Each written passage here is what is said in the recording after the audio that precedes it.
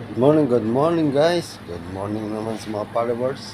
Unang-una, good morning po sa Panginoon. Maraming salamat. Patapos na naman ang ating mga ginawang breakfast. Ito lang mga guys, ang ating ginawang breakfast for today. Yan, may konting fruits lang tayo. Yan, ang ating fruits.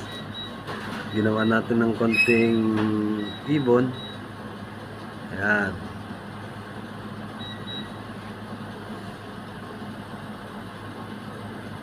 Yan, yan guys.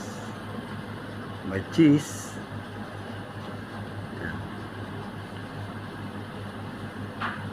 Yan, yung banana chips yan, made in Philippines yan guys. Vegetable. Yan, mga palaman. Same in the breakfast. Tapos bread na lang. Yan guys. Okay guys, thank you guys. Dideliver natin to sa shop. Like and share. Thank you and God bless po sa inyo lahat. Bye.